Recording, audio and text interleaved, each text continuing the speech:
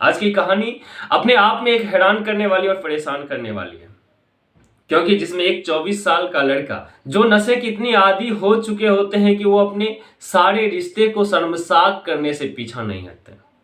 वो लड़का सबसे पहले तो अपने माँ के साथ गलत काम करता है, उसके साथ संबंध बनाता है, मानो उसके साथ रेप करता है। उसके बाद वो अपने बहन के साथ भी वही काम करता है, बहन का भी रेप करता है। और फिर यही तक नहीं, वो अपने बड़े भाई के जो पत्नी होता है उनके साथ भी रेप करता है। हालांकि परिवार वालों ने उनका काफी साथ दिया, उनको सही रास्ता पे लाने का, कई बार उसको समझाने का कोशिश किया, लेकिन वाकई में जब ये पूरी घटनाक्रम निकल करके आया, जब उस घर से ये पूरी दुष्कर्म जैसे मामला लोगों के सामने आया, ये पूरी कहानी लोग जाने आखिर क्या उस घर में चलते आ रहे थे, तो वाकई में जो लोग भी इस पूरी घटनाक्रम को जान रहे थे हैरान और परेशान हो रहे थे। अपने आप पे वो यकीन नहीं कर रहे थे, अपने उस रिश्ते पे भी भरोसा कम कर रहे थे जिस रिश्ता को पवित्र रिश्ता भी माना जाता है। तो समझते हैं आज की इस पूरी कहानी को। राधे राधे, नमस्कार, सत श्री अकाल। मैं हूं कोमल यादव। रोज की तरह कहानी का सिलसिला शुरू करते हैं। दरअसल आज की जो पूरी कहानी, ये कहानी है मध्य प्रदेश का एक जिला है, दतिया जिला। समय लगभग तकरीबन आज से 3-4 साल पीछे की ये पूरी कहानी है।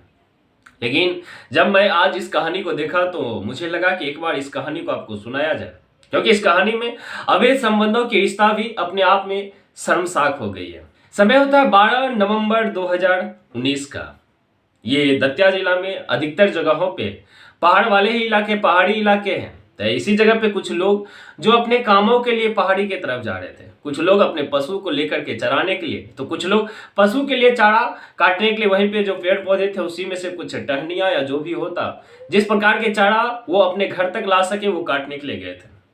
तभी कुछ लोग जो वहां जा रहे थे तो उसी में से एक लोगों का नजर पड़ता है कि वहीं पास पड़े एक शव है, जहां से काफी सारी चिड़िया की चहचहाने की आवाज आ रही थी। लोग उस चिड़िया के चहचहाने की आवाज सुनकर के उस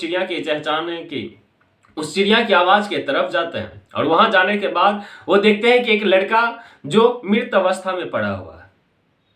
पहले तो कोई लोग उसके पास जाना नहीं चाहता, लेकिन जब धीरे धीरे वहां भीड़ इकट्ठा होना शुरू होता है तो हिम्मत करके उस जगह पे पहुंचते हैं। और जब जगह पे पहुंचते हैं तो उस शव को देख करके तुरंत पता लग जाता है ये शव कहाँ का है, क्योंकि वो शव कहीं और का नहीं बल्कि उसी के पास के ही गांव के थे। वो जो लोग थे वो लोग भी उस शव को भी जान रहे थे, उस लड़का को भी जान रहे थे जो लड़का मृत अवस्था में पड़े हुए थे, क्योंकि वो लड़का कोई और नहीं बल्कि उस लड़का का नाम होता है गोपाल दास, जिनकी उम्र 24 साल थी। अब धीरे धीरे ये खबर गोपाल दास के घर वाले तक भी पहुंचता है। अब रोते बिलखते हुए उनके घर वाले भी उस पहाड़ी पे पहुंचते हैं, और वहीं से फिर वहां के स्थानीय थाना को भी ये इन्फॉर्मेशन दिया जाता है कि ऐसा ऐसा बात है, एक 24 साल का लड़का है जिनका नाम गोपाल है, वो मृत अवस्था में पहाड़ी पे पाया गया है। पुलिस भी तुरंत उस घटनास्थल पे पहुंचते हैं।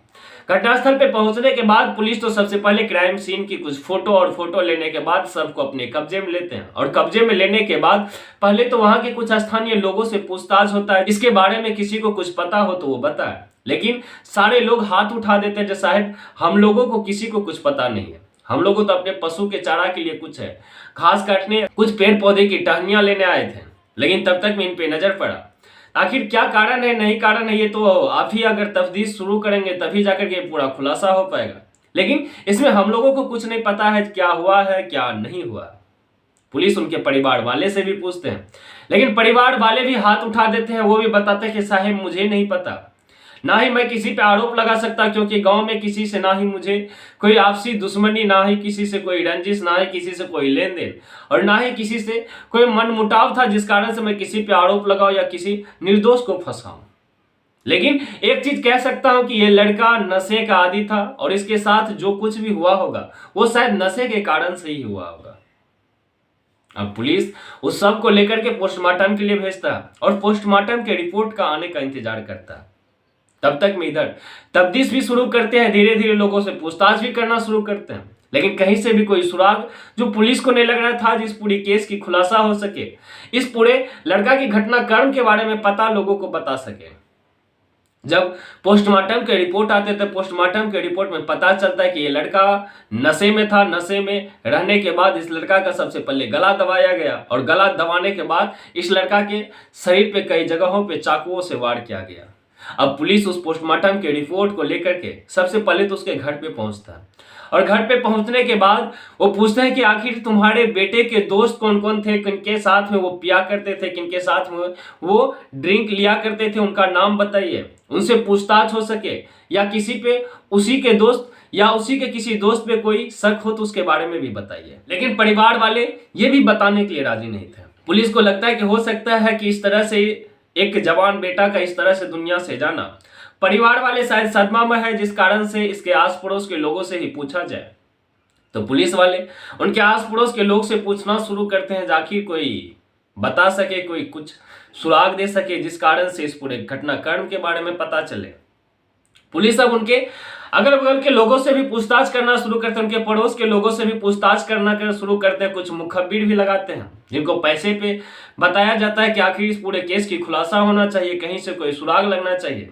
एक एक करके उनके दोस्तों के बारे में भी पता चलता है। अब उनके दोस्तों से भी जब पूछा जाता है तो लेकिन वहां से भी कोई सुराग नहीं।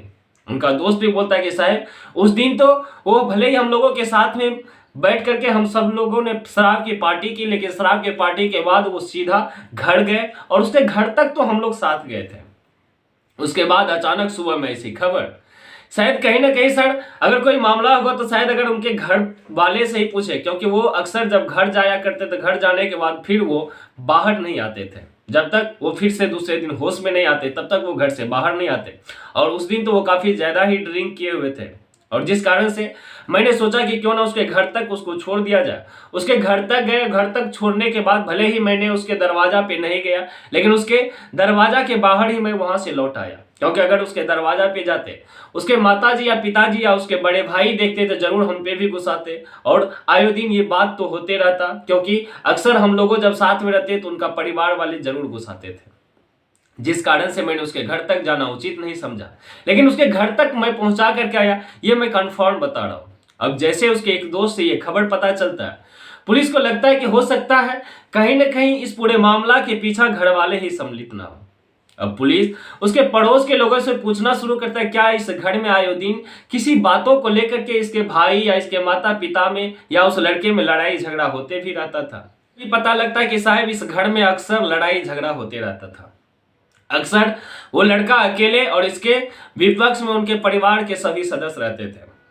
कारण क्या था ये मुझे पता नहीं, कारण तो वो परिवार वाले लोग ही बताए, और हम लोगों ने कभी उचित नहीं समझा कि इसके बारे में पूछे, क्योंकि ये उनका पारिवारिक मैटर था और किसी के पारिवारिक मैटर में दखल देना उचित बात नहीं है। फिर से पुलिस उसके घर पहुंचता है, और घर पहुंचने के बाद वो सीधा उसके पिताजी और उसके भाई को गिरफ्तार करते, और गिरफ्तार करने के बाद सीधा पुलिस कहते कि तुम सारे घटनाक्रम के बारे में सही सही बताओगे, या मुझे अपना स्तर से इस पूरे घटनाक्रम के बारे में तुम्हारे मुंह से उगलवाना पड़ेगा। हालांकि पुलिस यहाँ पे अंधेरे में ही तीर छोड़ रहे थे, पुलिस को कहीं से भी कोई पता नहीं था कि इस पूरा घटनाक्रम के पीछे उनके परिवार वाले हैं।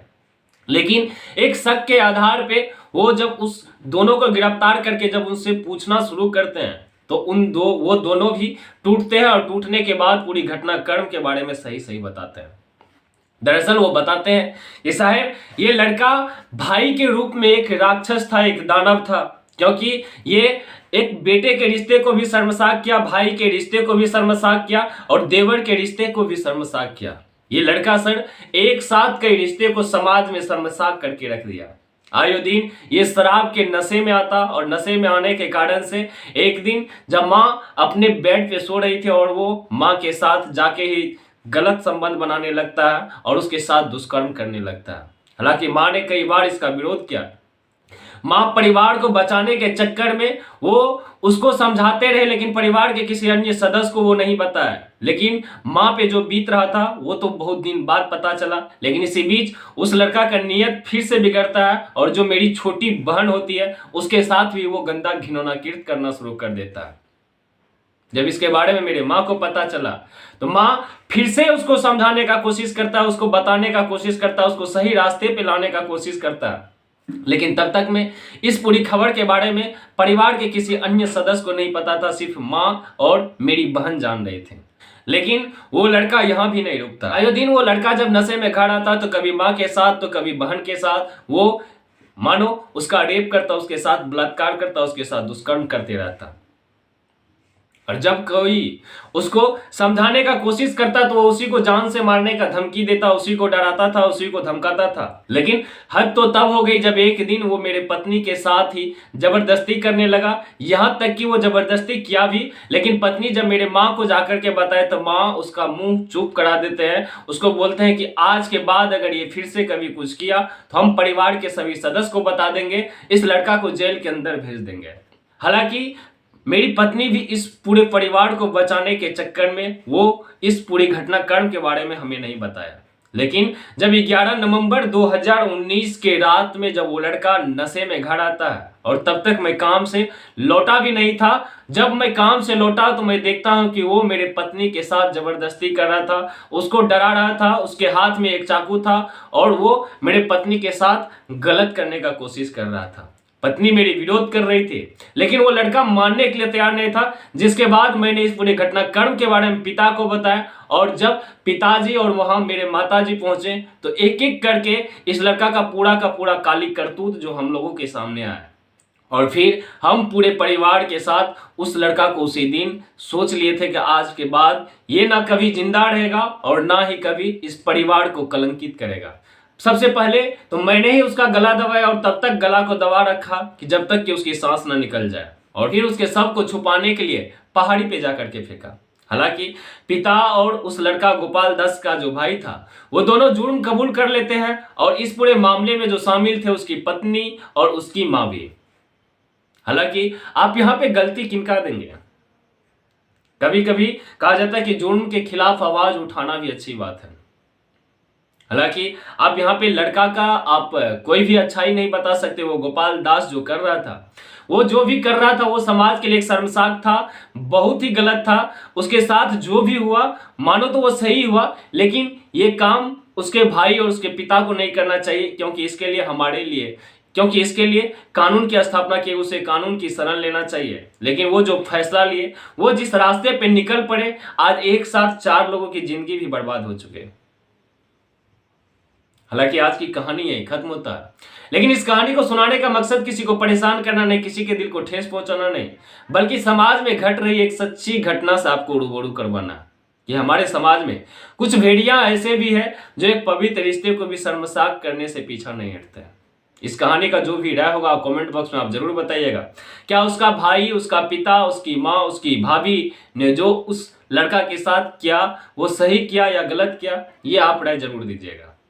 तब तक आप खुश रहिए, आप अपना परिवार का ध्यान रखिए। फिर मिलते हैं कल एक और नई कहानी के साथ। जय हिंद, जय भारत, वंदे मातरम।